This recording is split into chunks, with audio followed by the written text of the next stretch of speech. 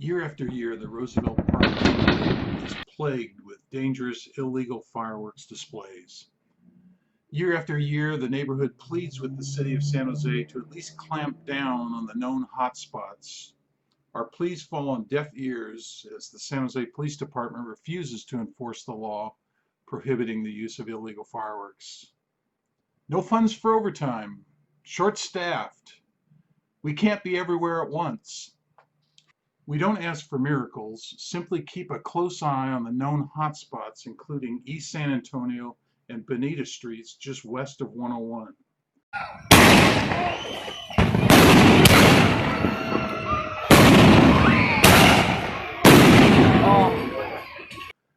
Every single year, this is a hotspot with dozens and dozens, up to hundreds of people participating in these illegal shows that threaten the neighborhood. We've watched San Jose police patrol vehicles witness these illegal fireworks shows and simply drive on by. Year after year after year. We plead months in advance. We plead during the lead up to the 4th of July.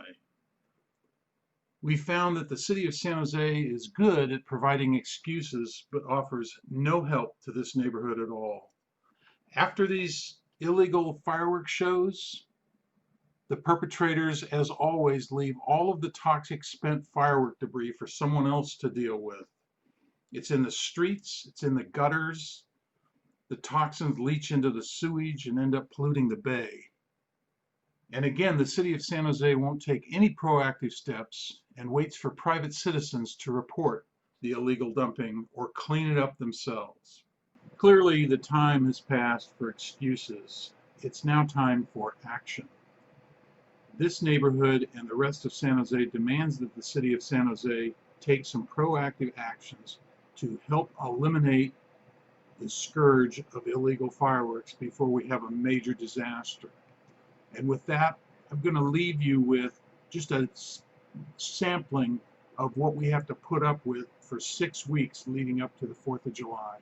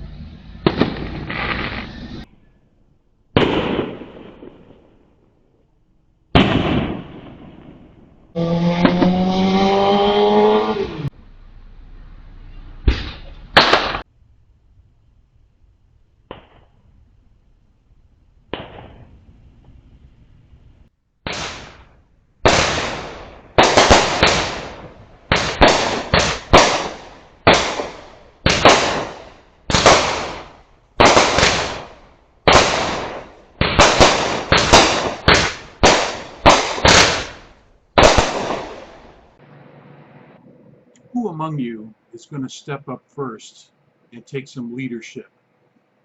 The city of San Jose is waiting.